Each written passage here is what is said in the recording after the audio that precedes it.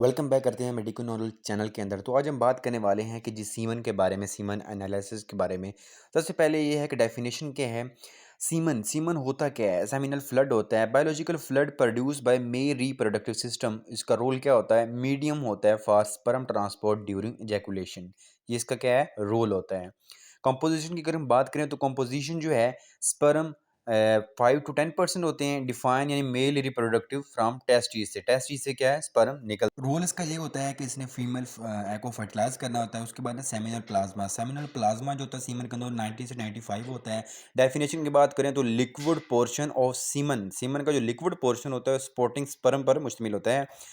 जो इसके फंक्शन की बात करूँ तो इसमें रहता है प्रोवाइड न्यूट्रिएंट देता है, प्रोटेक्शन देता है एंड एनवायरनमेंट वेरिएबिलिटी देता है, किसको? सीमन को दे रहा होता है। ये है जी इसकी कंपोजिशन। मेन कंपोनेंट कौन कौन से होते हैं जो सेमिनल प्लाज्मा पर मुश्तमिल होते हैं? सबसे पहला आ जाता है जी टेस्टिकुलर फ्लड होता है, ठीक है। दूसरा एपिडिडिमल फ्लड होता है, फिर है प्रोस्थेटिक फ्लड होता है, फिर है सेमिनल वेजिकल फ्लड होता है। 4 किस्म के फ्लड होते हैं जो कि सेमिनल प्लाज्मा के कंपोनेंट हैं। इनके डिफरेंट रूल्स होते हैं, ये अहम। नेक्स्ट है जी इसका केमिकल कंपोजिशन। अब केमिकली कंपोजिशन क्या है इसकी?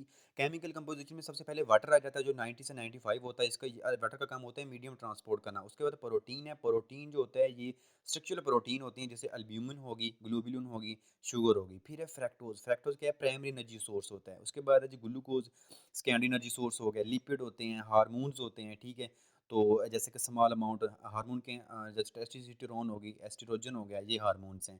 मिनरल्स होते हैं जिसमें जिंक आ जाता है, मैग्नीशियम आ जाता है, कैल्शियम आ जाता है। फिर है पीएच बुफर होते हैं, यानी पीएच बुफर के सिगरेट हो जाती है, बायोकार्बोनेट हो जाती है। मेंटेन इसकी क्या रहती है? उसकी जो अल्कनैलिटी होती है ना, उसको मेंटेन रखने में हम किरदार अदा कर रहे होते हैं जो उसके अब हमारे पास आ जाती है सीमन की वैल्यूज की। नॉर्मल वैल्यू कौन कौन से होती हैं? स्पर्म काउंट, स्पर्म काउंट होते हैं जी 15 मिलियन पर लीटर होते हैं। उसके बाद मोर्टेलिटी की बात करें तो ग्रेटर देन होती है 32। प्रोग्रेसिव मूवमेंट हो, इसकी प्रोग्रेसिव मूवमेंट होनी चाहिए 32% से ज़्यादा।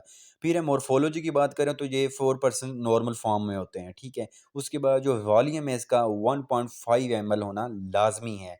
पीएच की बात करें तो 7.2 से 8.0 इसकी पीएच वैल्यू होनी चाहिए। जी इसके कौन से फैक्टर हैं जो कि सीमन की क्वालिटी पे अफेक्ट कर रहे होते हैं? सबसे पहला आ जाता है एज। एज बड़ी मैटर कर रही होती है, ठीक है। अगर एज बढ़ती जाएगी डिक्लाइन हो जाएगी उसकी मोर्टेलिटी जो होती है। इसका डीएनए फ्रेगमेंटेशन, यानी कि उसके ज़्यादा फ्रेगमेंटेशन होने लग जाएंगे। फिर है लाइफस्टाइल, ये बहुत मैटर करता है। सबसे पहले ये है कि स्मोकिंग, जो बंदा सिगरेट बहुत कर रहा है, ठीक है। उसके बाद स्ट्रेस है, उसको पुअर डाइट है, डाइट में मतलब प्रोटीन वगैरह नहीं है, या वो मोटा है, ओबेसिटी है, तो ये इफेक्ट पे करते हैं सीमन की जो क्वालिटी होती है उसके ऊपर करते हैं। मेडिकली कंडीशन में ये है कि क्रोनिक इलनेस है, लंबे अरसे तक उसको वो बीमारी है कोई ना कोई लगी हुई है, लाइक कैंसर कह सकते हैं, या उसको डायबिटीज़ शुगर वगैरह का मसला है, तो ये भी उसकी सीमन क्वालिटी पे बड़ा इफेक्टिव होता है। एनवायरमेंटल टॉक्सिन, जिसमें जैसे पोल्यूटेंट आ जाते हैं, रेडिएंट आ जाते हैं, chemicals, different type of chemicals आ जाते हैं जो कि एनवायरमेंटल होते हैं। फिर जेनेटिक, जेनेटिक में ये होता है कि एबनॉर्मेलिटी होती है स्पर्म में, ठीक है।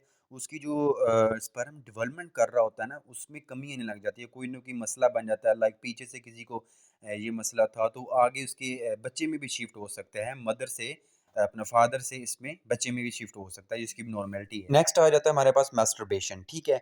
मोस्ट कॉमन और इफेक्टिव मेथड है, ठीक है। द इंडिविजुअल एजैकुलेट इंट्रास्टेरल container provide by medical fertility. मतलब इसका कहने का ये है कि जो इंडिविजुअल होता है, हमने कोई सैंपल लेना है तो एजैकुलेट कर सकता है, कोई भी हम उसको छोटा सा कंटेनर को डब्बा दे सकते हैं, तो उसमें एजैकुलेट। इसका तैयारी के लिए हमें सबसे पहले ये होता है कि abstain for ejaculation to the find optimal result. मतलब ये कि हमने उस बंदे को पहले कह देना, जैसे 2 से 5-6 दिन पहले कह देना होता है कि इसमें जो है वो कोई मैस्टरबेशन वगैरह ना करे ताकि रिजल्ट अच्छा आए। इंश्योर करना होता है क्लीननेस टू अवॉइड कंटेमिनेशन, और जो उसने हमें सीमन दिया है वो कहीं से कंटेमिनेटेड तो नहीं है, उससे अवॉइड करना होता है। उसके बाद एडवांटेज फ़ायदा इसका ये है कि नॉन इन्वेसिव है, ठीक है। एक डायरेक्ट सैंपल लेते हैं हम, उसके बाद अलाउ कर रहा है एनालिसिस स्पर्म मोर्टेलिटी को, काउंट को, मॉर्फोलॉजी को, उसको अलाउ कर रहा होता है। इसका फ़ायदा ये है मास्टरबेशन का डायरेक्ट सैंपलिंग लेने से। नेक्स्ट हमारे पास आ जाता है सीमन कलेक्शन कॉन्डम्स। इसका मतलब ये है कि स्पेशल नॉन टॉक्सिक है, ठीक है, सिलिकॉन बेस कॉन्डम होते हैं और यूज फॉर ड्यूरिंग इंटरकोर्स हम इस्तेमाल कर रहे होते हैं, ठीक है। Regular condom are not suitable because of सुपरमाइट कंटेंट की वजह से। जो हमारे पास रेगुलर कॉन्डम होते हैं इसके लिए तो वो एक स्पेशल किस्म का दिया जाता है जो कि इसके लिए इस्तेमाल कर रहे होते हैं। अब इसका फ़ायदा ये होता है कि ये स्टिमुलेट कर रहा होता है, नेचुरल एजैकुलेशन कर रहा होता है ड्यूरिंग इंटरकोर्स। जब फीमेल और मेल इंटरकोर्स कर रहे होते हैं, इनको दरमियान जो स्पर्म रिलीज हो रहे होते हैं तो वो नेचुरली हो रहे होते हैं, ठीक है। यूज़फुल है फॉर मेन के लिए who feel uncomfortable with masturbation. मतलब मोस्ट कॉमनली ये होता है कि हम उसको कह रहे होते हैं तो वो मास्टरबेशन से कंफर्टेबल नहीं होता करने को, तो इसलिए वो जब वो अपनी फीमेल के साथ इंटरकोर्स कर रहे होते हैं देन वो कंफर्टेबल होता है, देन इजीली हम उसे कलेक्ट कर सकते हैं।